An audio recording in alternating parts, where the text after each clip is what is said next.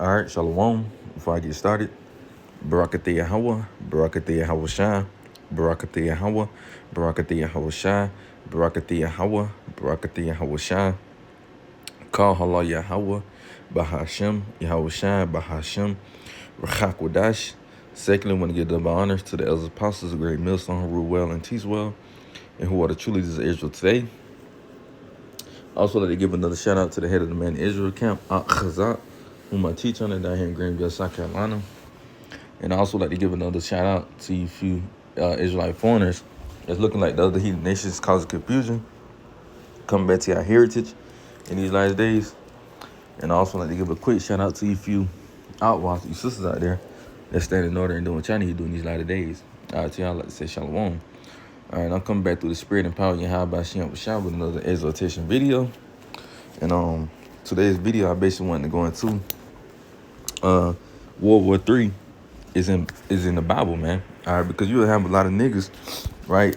A lot of scoffers, whatnot, that would say, where is World War III in the Bible? Or Christians, Christians, they don't understand that World War III is in the Bible. Where it says World War III is going to take place, where is that? All right, that's why the scriptures say. That's why the scriptures say this right here. 1 Thessalonians chapter 5 and verse 21. It says, prove all things, hold fast that which is good. You see that? That's our job, is to prove all things. I'm going to prove through the spirit and power of Yahweh Shem B'Shah that World War III is in the Bible. The Bible is symbolic, man. It's parabolic, symbolic, metaphorically. That's why a lot of people don't understand it, man. Everything in the Bible is not literal, man.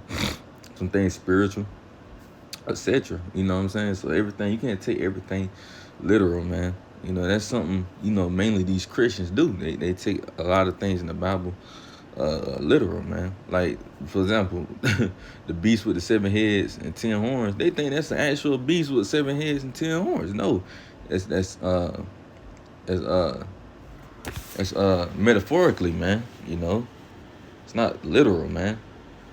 But like I said, prove all things, hold fast that which is good, man. That's what I'm about to do. I'm about to prove to y'all with these few scriptures that I had gathered, that this is talking about World War III, man. So the first scripture I'm going to get is in the book of Isaiah, the 9th chapter, in verse 5. It says, For every battle of the warrior is with confused noise, and garments rolled in blood. But bear with me 1 second. 1 second. Let me drink this drink real quick. Salakia.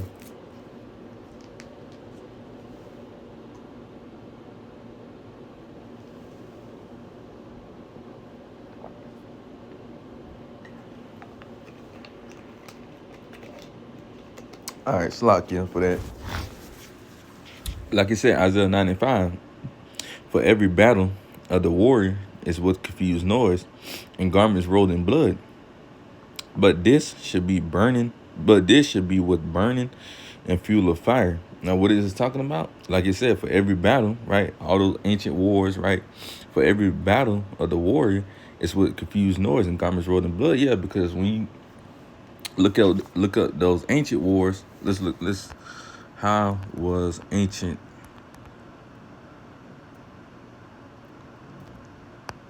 wars fought?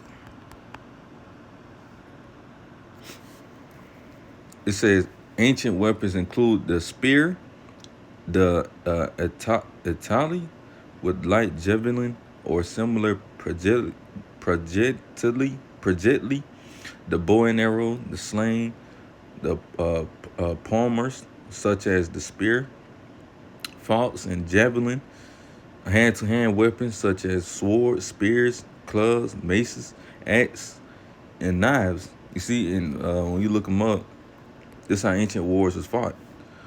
You see, like you said, back to the Isaiah 95, what it says, for every battle of the warriors with confused noise and garments rolled in blood. Yeah, those confused noises was talking about when the man was charging at each other, Shalaki.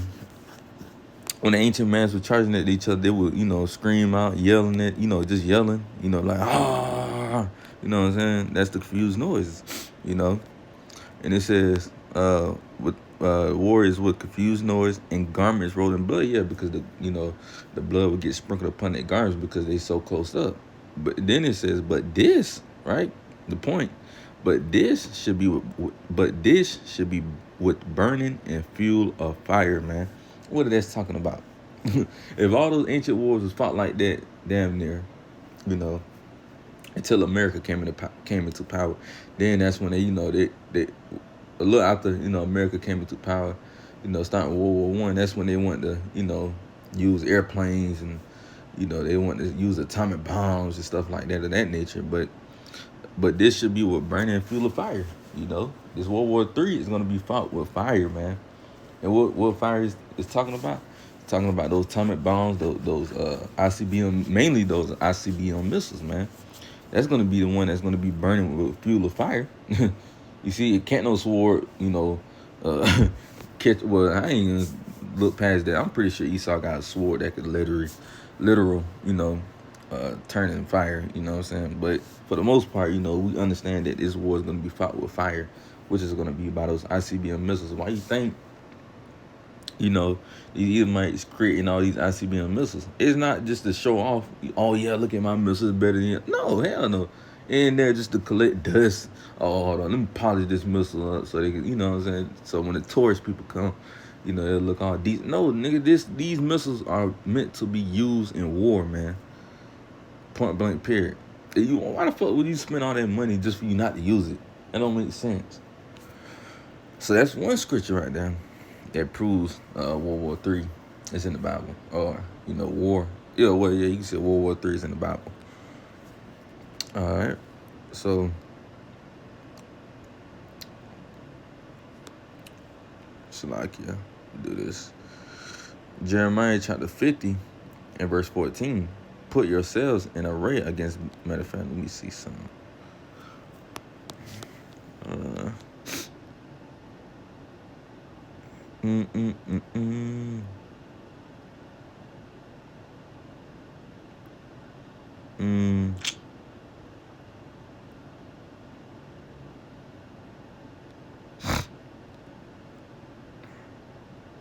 I'm going to start at verse 12.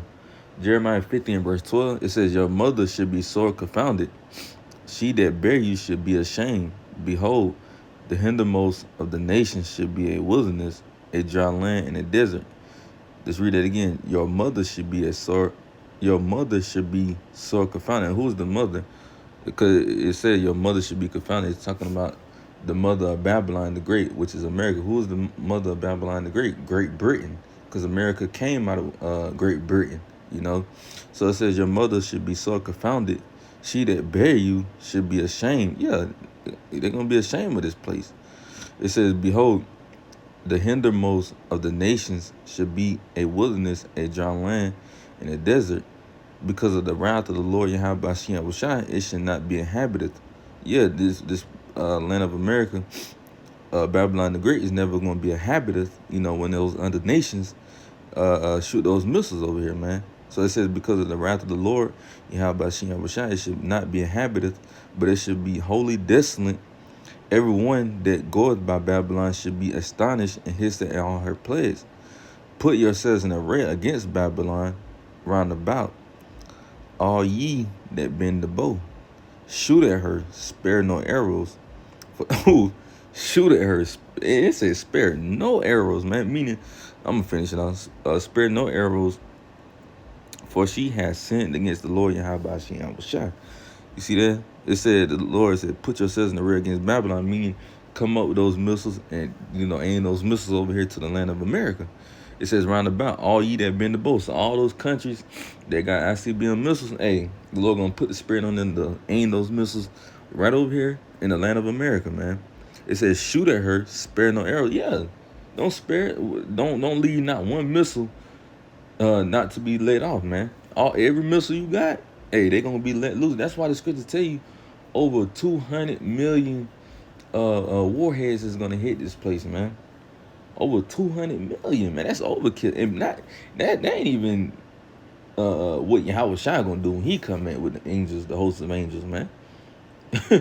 So that, hey man, that's overkill, man, that the Lord is about to get ready to put on his place. But why? It says, for she has sinned against the Lord, Yahweh Shai. So that's why the Lord, is gonna have these countries not spare them, because they sinned against the Lord. They done blasphemy his name. They done blasphemy, the angels. They done blasphemy his chosen people, right? They just did so much wickedness, man. So much wickedness, man. That's why the Lord ain't gonna spare this place, man, at all. And I'm glad, call all Yahweh Shai, man. We sick of this place.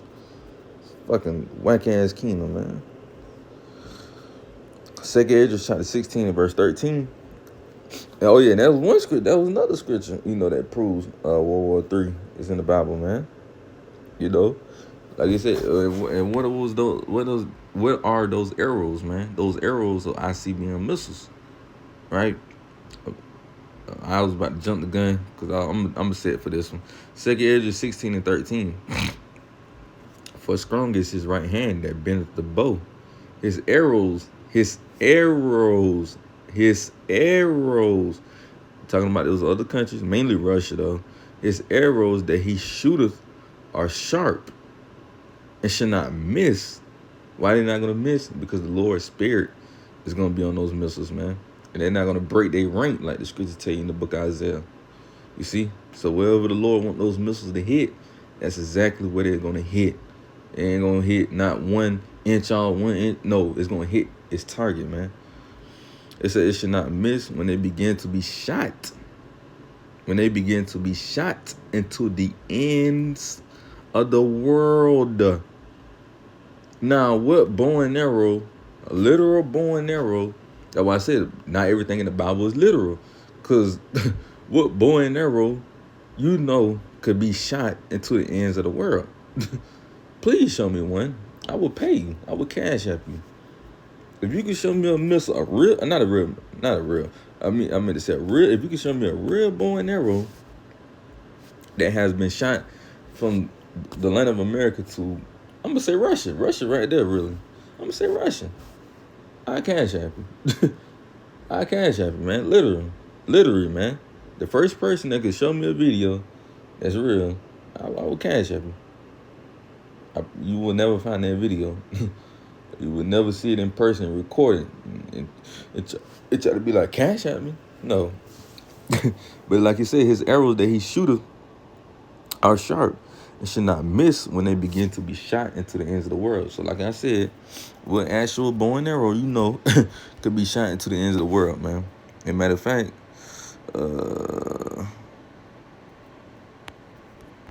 bow.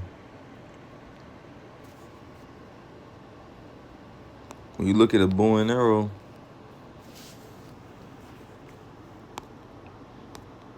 trying to get a clear picture.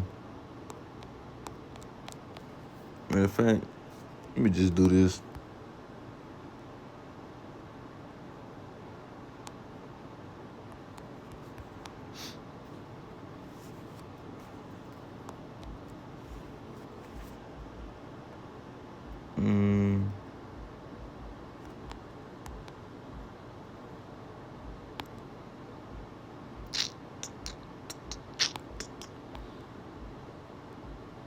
Matter of fact, comparison.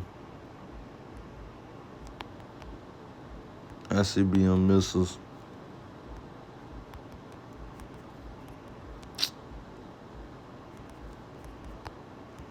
And bow and arrows.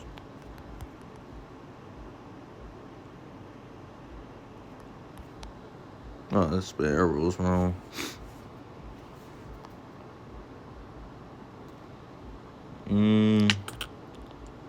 Man, you get the point. Inside joke.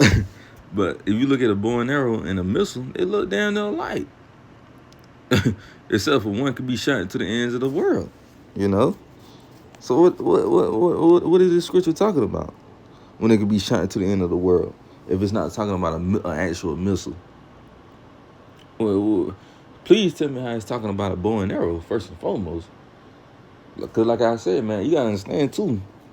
when the prophets was getting these visions, you know, Esdras, Jeremiah, Isaiah, Ezekiel, John, right? When they was getting these visions, you understand, back then they didn't know what an actual missile was, so they had to compare it to something, you know, that was close, that looked like it close back in their day, man. Just for like example, if I'm not mistaken, it was those World War II planes. If I'm not mistaken, if not, it was the one. But John the Revelator said there was locusts, right? So you look at a locust. Let's look it up real quick.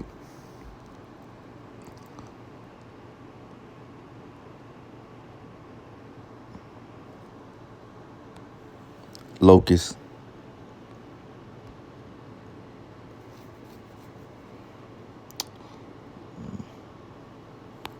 When you look at a locust, right, and look up, I believe it's a World War I plane.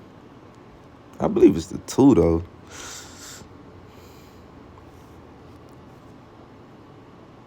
Yep, it's the one. They look alike. Oh, hold on. You see, they literally look alike, man. So when you gotta understand, when the prophets was getting those visions back then, they had to compare it to something that looked, when the Lord was giving them the visions. It was, when they was writing it down, they was, you know, they was saying, "Oh, I saw locusts," you know, because they didn't know what the hell a World War I plane was. They didn't know what the hell an ICBM missile were. You know, they was confused, so they was comparing it to something. That's what's beautiful about the Lord. They was comparing it, man. You know, and we'll end it with this. This, hey, you can't get around this one. You might not agree with these other scriptures I gave you, but you can't compact with this one. Revelation 11:14. The second woe is past, and behold, the third woe come quickly. So what that's talking about? The second woe is past. That's talking about World War II, and behold, the third woe come quickly, which is World War III. And that's coming very quickly. The war to end all wars, man. You know, and like you said, it come quickly. Why? Because World War II was like what, 74 years ago, 75 years ago, not even 80 years ago, man. So that's why I said it's coming quickly, man. So I ain't even got to go deep into this. So you Christians or you other niggas that don't think World War III is in the Bible, please deal with those scriptures for me. Baba Kashan.